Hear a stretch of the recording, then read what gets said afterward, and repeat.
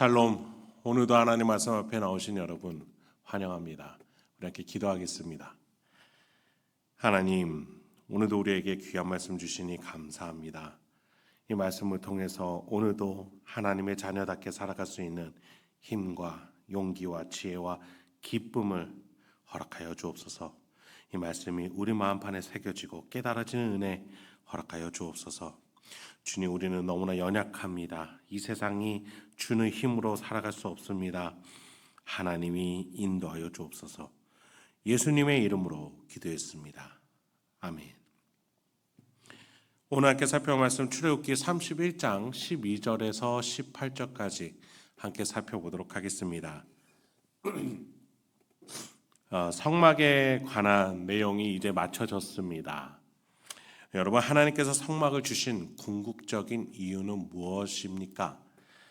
제사를 드리기 위함입니까? 지성소 안에 들어가기 위함일까요? 아니죠. 다 그 과정의 것들입니다. 성막이 있고 지성소에 들어가는 이유는 하나님을 만나기 위함입니다. 그렇다면 질문을 좀 더 해보죠. 하나님을 만나야만 하는 이유는 무엇입니까? 하나님을 소유하기 위함입니까? 하나님께 복을 얻기 위함이에요? 여러분, 기독교는 결코 그런 것들을 궁극적으로 추구하지 않습니다. 물론 하나님을 통해서 부수적으로 은혜와 축복을 받는 것들이긴 합니다만 하나님을 만나야만 하는 궁극적인 이유는 아닙니다. 오늘 본문 12절을 보시죠. 여호와께서 모세에게 말씀하여 이르시되 너는 이스라엘 자손에게 말하여 이르기를 너희는 나의 안식일을 지키라. 이는 나와 너희 사이의 대대의 표징이니 나는 너희를 거룩하게 하는 여호와인 줄 너희가 알게 함이라. 거룩과 안식이라는 단어가 나옵니다. 우리가 성막을 지나가면서 인간은 거룩해집니다. 그리고 하나님을 만날 수 있게 됩니다. 그렇게 해서 궁극적으로 얻는 것이 무엇이에요? 바로 안식입니다. 하나님은 우리를 안식이라는 최종적인 목표로, 그 궁극적인 목표로 이끌고자 하세요. 우리가 하나님을 만나야 하는 이유는 영혼의 안식, 이 땅이 줄 수 없는 하나님만이 주실 수 있는 안식을 누리기 위함이에요. 안식은 정서적으로도 있을 수 있고 육체적으로도 있을 수 있죠. 또 정신 심리적으로도 얻을 수 있습니다. 그런데 지금 본문에서 성경에서 말하는 하나님이 주시는 안식은 죄로부터의 해방, 더 나아가 하나님의 사랑으로 우리가 경험할 수 있는, 누릴 수 있는 전인적인 안식이에요. 그런 점에서 성막의 설계도에 대해서 말씀하신 후에 하나님은 모세에게 안식일에 대해서 다시 한번 언급하세요. 안식일이 성막 다음에 오는 이유는 성막을 거쳐서 하나님 앞에 나와 얻는 것이 무엇인지를 말하기 위함인 것이죠. 자, 그런데 여러분, 우리가 출애굽기를 살펴보면서 이 안식의 규정이 이전에 나왔던 것을 우리는 기억을 합니다. 바로 만나를 거둘 때예요. 출애굽기 16장 23절입니다. 모세가 그들에게 이르되 여호와께서 이같이 말씀하셨느니라. 내일은 휴일이니 여호와께 거룩한 안식일이라. 너희가 구울 것은 굽고 삶을 것은 삶고 그 나머지는 다 너희를 위하여 아침까지 간수하라. 하나님이 이때 일곱째 날에는 만나를 거두러 나오지 말게끔 하세요. 여호와께 거룩한 안식일이라는 표현을 보세요. 우리에게 거룩하다라는 거예요? 아니요. 하나님께 거룩한 날이에요. 하나님이 6일 동안 일하시고 7일째 쉬셨죠. 그 패턴을 지금 우리에게 요구하시는 거예요. 그런데 여러분, 우리는 하루라도 안 먹으면 살 수 없는 인간이에요. 매일매일 먹어야 합니다. 그런 점에 있어서 하나님이 6일 일하고 하루 쉬시는 이 패턴은 우리와 맞지가 않아요. 그런데 하나님이 이걸 요구하시는 거예요. 우리가 아무런 준비 없이 이것을 따라하다가, 하나님을 따라하다가 굶어 죽을 수도 있어요. 그래서 하나님이 6일째에 7일째 쓸 양식을 한 번에 주시는 거예요. 자, 아까 읽어드린 16장 23절의 하반절을 한번 보세요. 너희가 구울 것은 굽고 삶을 것은 삶고 그 나머지는 다 너희를 위하여 아침에 간수하라. 여호와께 안식일이에요. 여호와께 거룩한 안식일이에요. 그것은 하나님을 위한 것이에요. 그런데 우리가 따라 하려면 하나님이 준비해 주신 거예요. 너희를 위하여 아침까지 간수할 만나를 2배나 6일째에 주신다라는 거예요. 이렇게 해서 인간이 신적 존재인 하나님을 따라서 닮아서 살 수 있는 것이죠. 하나님처럼 삶으로써 안식을 누리는 거예요. 그래서 오늘 본문에서도 이 창조의 섭리에 대해서 16, 17절에 이렇게 말씀하십니다. 이같이 이스라엘 자손이 안식일을 지켜서 그것으로 대대로 영원한 언약을 삼을 것이니 이는 나와 이스라엘 자손 사이의 영원한 표징이며 나 여호와가 엿새 동안에 천지를 창조하고 7째 날에 일을 마치고 쉬었음이니라 하라. 여러분, 성막은요 안식을 향해 나아가는 그 중간 과정인 것이에요. 우리가 예수를 믿는 이유는 이 예수를 통해서 죄사함을 받고 하나님께 나아가는 방향을 인도받아서 하나님을 만나는 중간 과정인 거예요.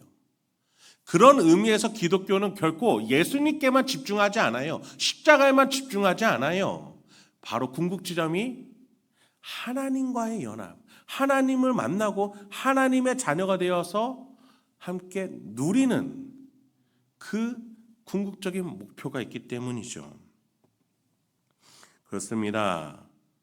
여러분, 우리는요 주일에 하나님께 예배를 보는 게 아닙니다. 이곳에서 뭘 하는 거예요?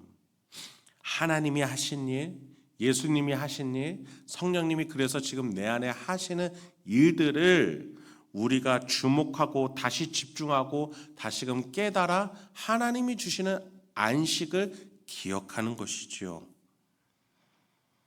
그런 점에서 하나님은 우리에게 땅의 것을 위해 인간의 본능에 충실한 일들을 잠시 멈추고 하나님이 주시는 신적 은혜로 2배나 준비된 하나님의 섭리를 따라서 하나님이 준비해 주신 은혜로 살 하루를 기점으로 주시는 거였던 겁니다. 그것이 바로 성막을 거쳐서 도달하는 지점인 것이죠. 그렇습니다. 하나님이 마련하신 안식을 경험하는 게 바로 주일에 우리가 경험해야 될 것이에요. 그래서 이스라엘 백성들은 토요일 날 예배를 드렸죠. 그런데 그것이 주일로 바뀔 수 있는 그 근거는 바로 예수 그리스도가 부활하신 날로서 이 안식을 우리에게 소개하신 날이기 때문이죠. 자, 그러면 반대 상황에 대해서도 살펴볼 수 있을 거예요. 안식일에 일한다면, 안식일을 범한다면 어떻게 되는 것일까요? 예수님 시대의 율법학자들은 이 안식일 규정을 문자적으로만 해석해서 인간이 아무것도 할 수 없게 했어요. 예수님이 사람을 살리시는 궁극적인 안식을 보여주실 때에도 왜 안식일에 이런 일을 하느냐라고 해석했던 게 그들입니다. 여러분, 안식일에 가만히 있는 것이 진정한 안식이라면 우리는 예배도 드리면 안 돼요. 차도 타면 안 되죠. 그런데 안식일에 하나님이 요구하시는 것은 움직이지 마라가 아니에요. 하나님이 주시는 은혜, 하나님이 하신 일로서 영혼의 자유와 안식을 누리라는 것이었죠. 우리가 그래서 안식일을 지키지 않는다라는 것은 하나님이 주신 은혜를 기억하지 않겠다라는 것과 동일한 것입니다. 내 죄를 해결하지 않을 것이며 하나님이 준비하신 은혜의 길을 걷지 않겠다라는 의향과 똑같은 것이 되는 거예요. 안식일을 범한다라는 것은 바로 하나님 하신 일을 기억하지 않겠다라는 것이죠.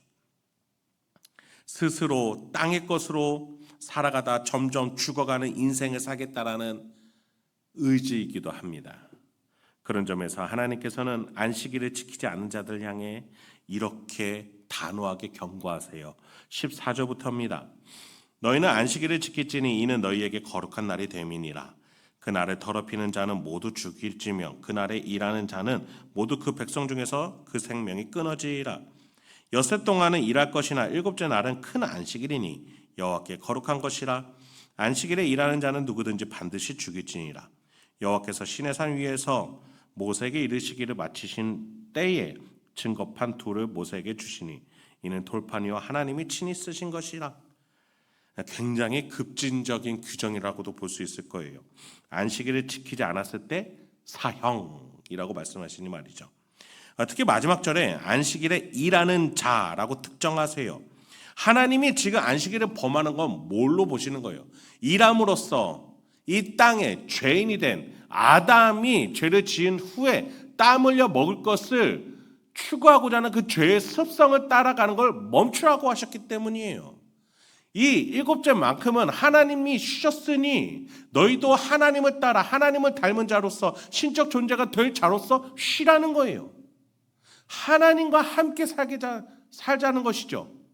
우리는 7일 내내 일을 해야 되는 존재임에도 불구하고 하나님이 준비하신 2배의 은혜가 있으니 멈추라, 믿음을 가지고 멈추라는 하나님의 요구.